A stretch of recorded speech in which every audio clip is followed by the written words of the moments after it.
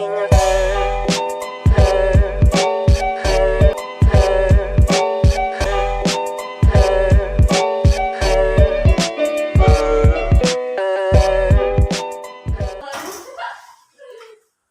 Assalamualaikum warahmatullahi wabarakatuh. Waalaikumsalam warahmatullahi wabarakatuh. Alhamdulillahirabbil alamin. Wassalatu wassalamu ala asrofil anbiya'i wal mursalin wa ala alihi wa sahbihi ajma'in. Amma ba'du. Apa kabar anak-anak? Alhamdulillah baik semua ya, tidak ada yang sakit. Sebelum kita mulai pembelajaran, ketua kelas bisa disiapkan untuk dipimpin teman-temannya untuk berdoa. Semua siap, berdoa mulai. Doa selesai. Hari ini masuk semua? Alhamdulillah masuk semua. Alhamdulillah masuk semua ya, tidak ada yang izin, tidak ada yang sakit.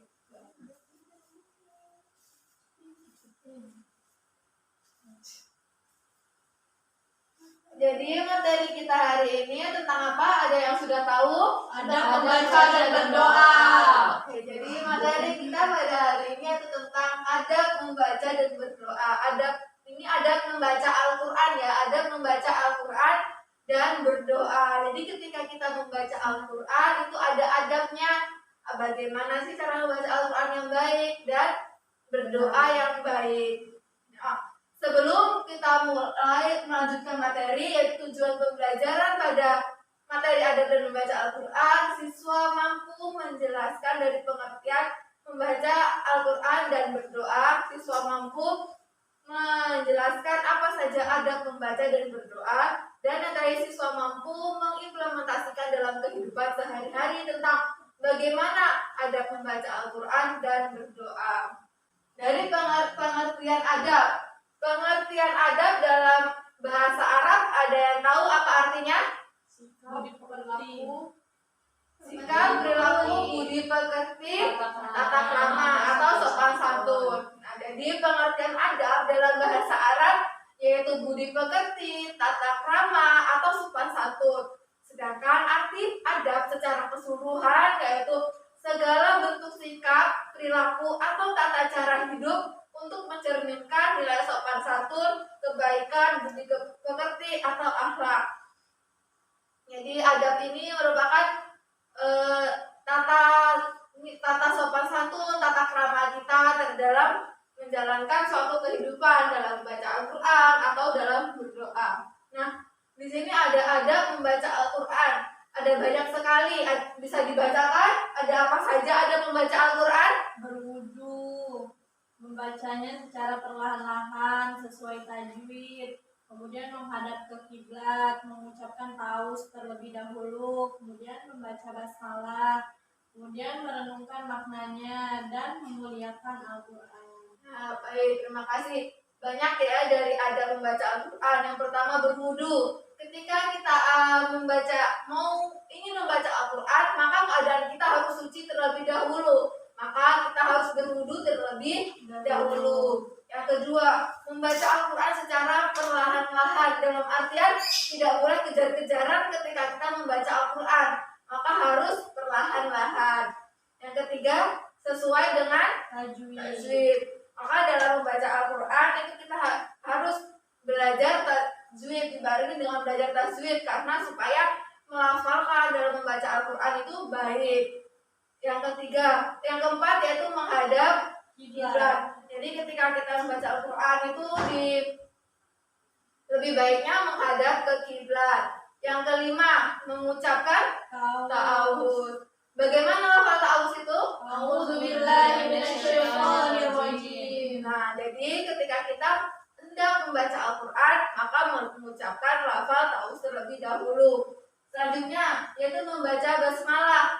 Setelah membaca lafal ta'awudz, dilanjutkan dengan membaca basmalah.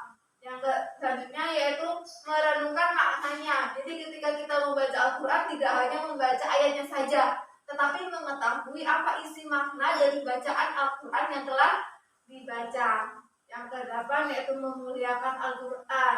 Jadi kita harus memuliakan Al-Quran, tidak mempunyai Al-Quran tetapi hanya buat pajangan saja, tidak dibuka, tidak dibaca. Maka kita harus memuliakan Al-Quran. Dari adab membaca Al-Quran ada yang ditanyakan? Iya. Yang menunjukkan ada membaca perlahan-lahan, namun sering kita temui bahwasanya jika kita mengadakan yasinan barengan itu kan ada pemimpinnya, itu lancar, tapi sedangkan kita itu bacanya masih terbata-bata. Itu bagaimana Bu? Dia bacanya kan cepat gitu. Nah, ya memang ya sering kita jumpai ketika kita berada di suatu yasinan itu kan imam membacanya itu terlalu cepat, sedangkan ada beberapa orang yang membacanya itu masih terbata-bata. Maka itu bisa diingatkan kepada imamnya ketika sudah selesai dalam acara pengajian, itu bisa diingatkan imamnya bahwa ketika membaca tolong dikurangi kecepatannya, dikurangi cara membacanya supaya tidak terburu-buru, karena kasihan ketika ada orang yang masih terbata-bata maka akan mengalami ketinggalan ketika dalam membaca Al-Quran. Nah, selanjutnya itu larangan saat membaca Al-Quran. Jadi ada larangannya juga ketika kita membaca Al-Quran. Yang pertama, jangan riya. Jadi ketika kita membaca Al-Quran itu tidak boleh.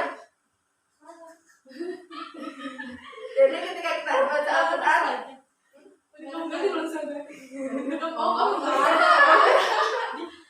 jangan salahkan dia. Selanjutnya yaitu larangan dalam membaca Al-Quran. Jadi ada larangan juga ya ketika kita membaca Al-Quran. Yang pertama, jangan riya. Membaca Al-Quran itu tidak boleh riya. Seperti memamerkan ketika kita sedang membaca Al-Quran itu tidak boleh dipamerkan ya. Jadi kita tidak boleh riya. Kedua, jangan jadikan Al-Quran sebagai perantara untuk mencapai tujuan dunia. Misalnya harta dan tahta. Al-Quran itu diturunkan untuk menjadi pedoman bagi seluruh umat Islam, menjadi petunjuk menuju kehidupan yang diridhoi oleh Allah Subhanahu wa taala. Jadi Al-Quran itu jangan dijadikan perantara untuk mencapai tujuan dunia seperti harta, untuk mencari harta itu tidak boleh. Yang ketiga yaitu jangan makan dari Al-Quran.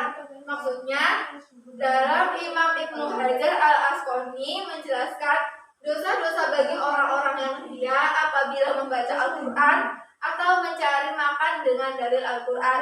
Maksudnya mengamalkan Al-Quran harus karena Allah Subhanahu wa taala, bukan mengharap pujian.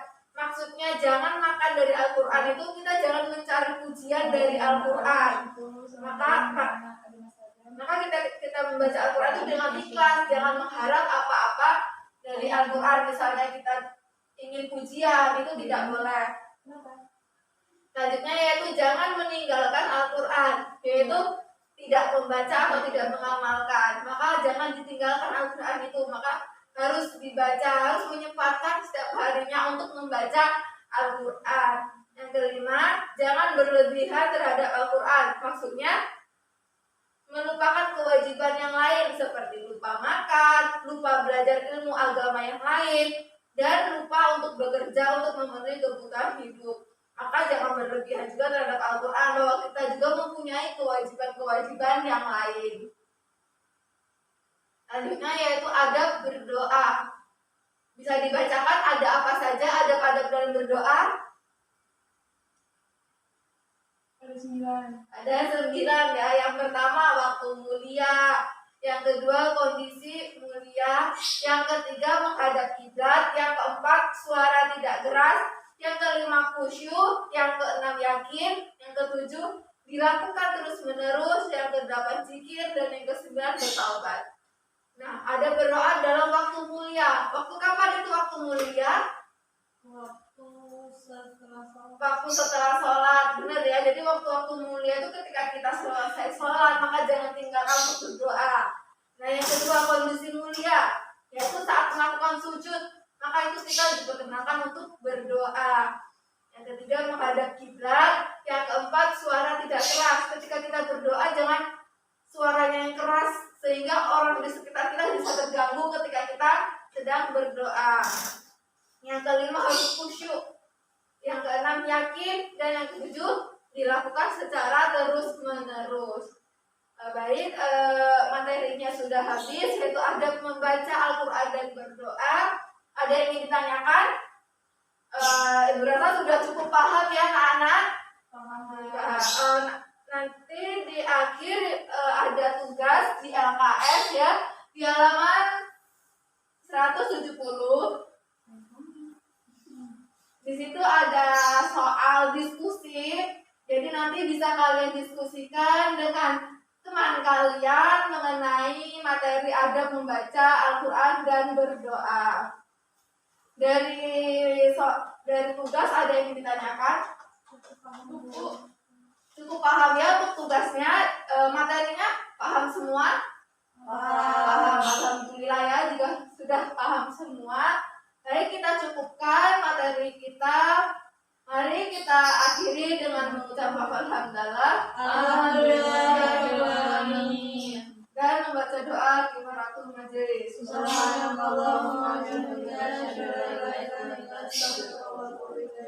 Baik, terima kasih. Semoga materi kita pada hari ini bisa diterima dengan baik. Ibu akhiri, wassalamualaikum warahmatullahi wabarakatuh.